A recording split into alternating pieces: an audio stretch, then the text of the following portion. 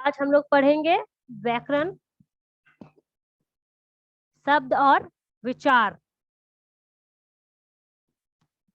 एक या अनेक वर्णों के सार्थक, सार्थक मीन्स होता है जिसका कोई मतलब हो या सही शब्द, उसे हम लोग कहते हैं सार्थक। ठीक है, एक या अनेक वर्णों के सार्थक समूह को शब्द कहते हैं। जिस ध्वनि समूह या वर्णों के मेल का कोई अर्थ ना हो उसे शब्द नहीं कहा जा सकता। जैसे सड़क को यदि कड़श कहा जाए तो ये शब्द नहीं होगा, क्योंकि इसका कोई अर्थ नहीं होता है। तो सार्थक मतलब सही शब्द कौन सा है? सड़क। जैसे देखिए चित्र में देखिए मोर, मोर क्या है? शब्द है। उसको वर्णों में कैसे विभाजित, कैसे बांटा गया है? म प्लस ओ प्लस र प्लस अ, तो क्या बन गया? मोर।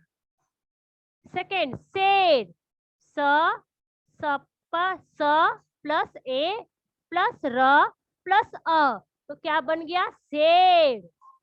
तोता, त प्लस ओ क्यों लगा है? क्योंकि त पे ये मात्रा किस चीज का है? ओ की मात्रा है, इसलिए यहाँ पर ओ लिखा गया है।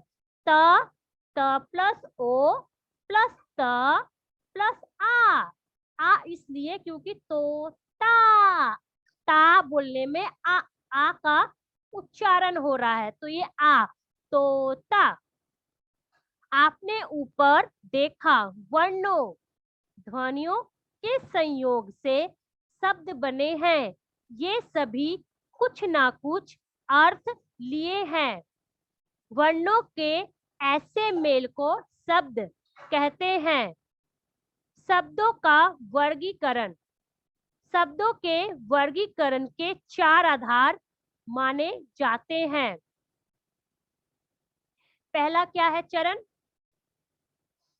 एक, उद्गम के आधार पर शब्दों का वर्गीकरण।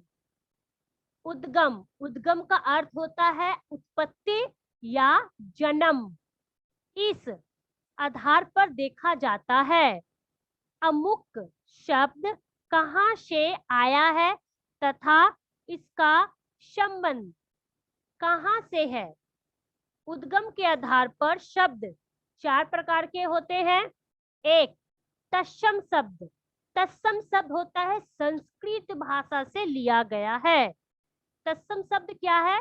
संस्कृत भाषा के वे शब्द जो हिंदी भाषा में ज्यों के त्यों प्रयोग किया जाता है। ज्यों के त्यों का मतलब जैसे लिखा जाता है, जो वैसे ही प्रयोग किया जाता है, उसे हम तत्सम शब्द कहते हैं। जैसे पृथ्वी, अग्नि, प्रातः, छात्र, लता, दुग्ध आदि, ये क्या है? संस्कृत भाषा है।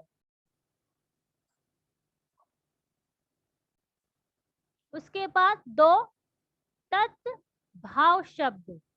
संस्कृत के जो शब्द हिंदी भाषा में कुछ बदले हुए रूप में प्रयुक्त होते हैं उन्हें तत्भाव शब्द कहते हैं।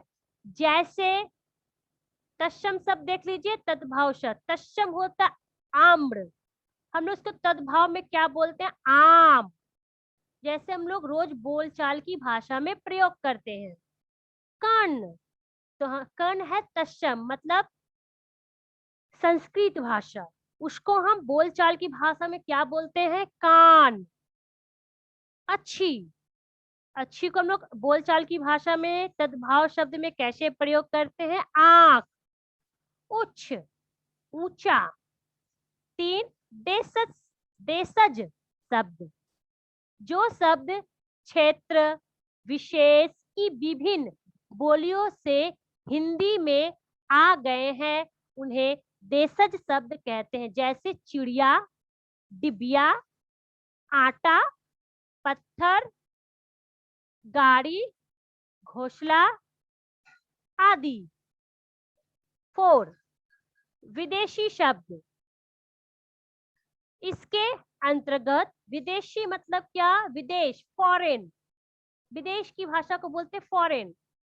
भाषाओं के वे शब्द आते हैं जो हिंदी में प्रचलित होते हैं।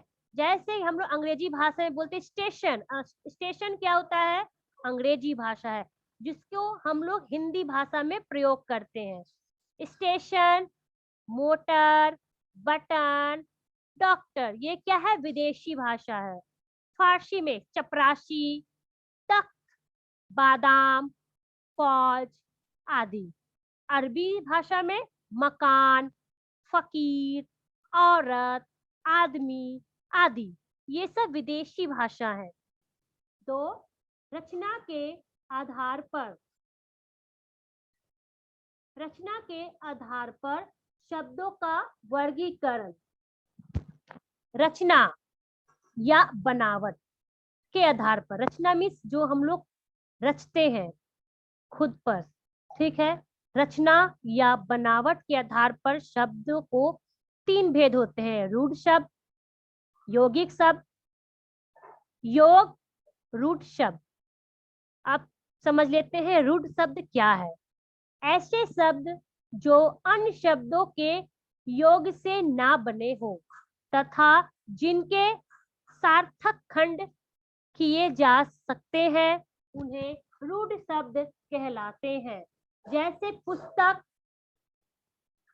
मेज, तोता, मोर, कुत्ता, घोड़ा आदि। यौगिक शब्द, यौगिक का अर्थ है जुड़ा हुआ, ठीक है। जैसे 2 शब्द आपस में मिलते हैं, ठीक है, उसे यौगिक कहते हैं।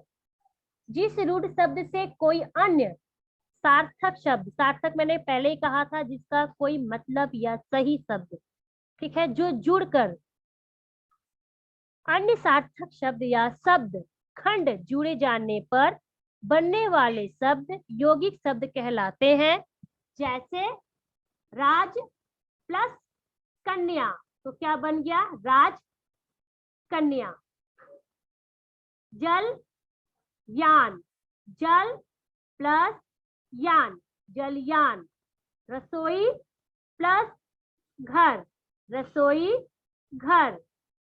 बैल प्लस गाड़ी, बैल गाड़ी।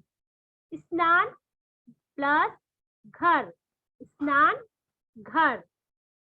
विद्या प्लस आलय, विद्यालय।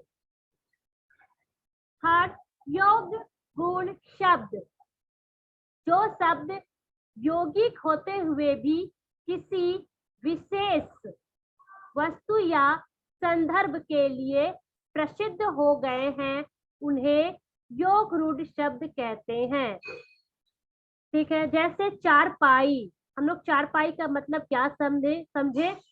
4 पैरों वाली। पंकज, कीचड़ में जन्म लेने वाला अर्थात कमल। पीतांबर, पीले वस्त्रों वाला। एक और मैं एग्जाम्पल उदाहरण दे रही हूँ आपको, ठीक है। नीलांबर, ठीक है, नीला हो जिसका अंबर, नीलांबर, ठीक है। थर्ड, अर्थ के आधार पर शब्द भेद। अर्थ के आधार पर शब्दों के 4 मुख्य या प्रमुख भेद होते हैं। एकार्थी शब्द, अनेकार्थी, समानार्थी, समानार्थी को हम लोग परवाची शब्द भी बोलते हैं। विपरीतार्थी शब्द, इसको हम विलोम शब्द भी कहते हैं। इनके विषय में आप आगामी अध्याय में पढ़ेंगे। ये जो 4 है, आप ये इसके बाद वाले क्लास में आप लोग पढ़ेंगे इनके विषय में, तब जाने। इनका ये छोटा सा मुख्य रूप यहाँ पर दिया हुआ है। 4, प्रयोग के आधार पर शब्द के भेद। प्रयोग के आधार पर शब्द भेद। वाक्य में प्रयोग के आधार पर शब्दों के 2 भेद हैं। एक विकारी शब्द, दूसरा अविकारी शब्द। विकारी शब्द वाक्य में प्रयोग करने पर जिन शब्दों के रूप, लिंग, वचन और कारक के अनुसार बदल जाते हैं वे विकारी शब्द कहलाते हैं। ये 4 प्रकार के होते हैं: संज्ञा, स्वरनाम, विशेषण, क्रिया। 2 नंबर, अविकारी शब्द वाक्य में प्रयोग करते समय जिन शब्दों में कोई विकारी या परिवर्तन नहीं होता, मतलब जिस वाक्य को प्रयोग करने पर वो विकार शब्द, ठीक है, जो शब्द बहुत सारे वो विकारी शब्द, मतलब जैसे क्रिया, ठीक है, वो क्या होता है, परिवर्तन नहीं होता, ठीक है, उसे अविकारी शब्द। आप लोग एक्शन वर्ड पढ़े हैं इंग्लिश में, उसे हम लोग हिंदी में बोलते हैं क्रिया, ठीक है।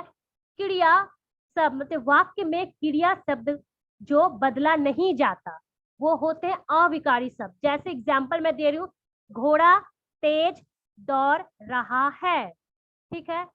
अगर बहुत सारे घोड़े हो गए तो घोड़े तेज दौड़ रहे हैं। यहाँ पर क्या है, शब्द तेज, क्रिया जो क्या है वो परिवर्तन नहीं हुआ, ठीक है, उसे हम लोग क्या बोलते हैं, अविकारी शब्द।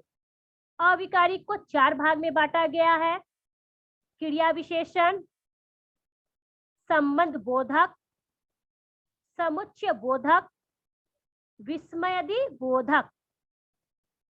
फिर से मैं बोल देती हूँ एक बार, शब्द को 4 भागों में बांटा गया है: उद्गम के आधार पर, रचना के आधार पर, अर्थ के आधार पर और प्रयोग के आधार पर शब्द को विभाजित किया गया है।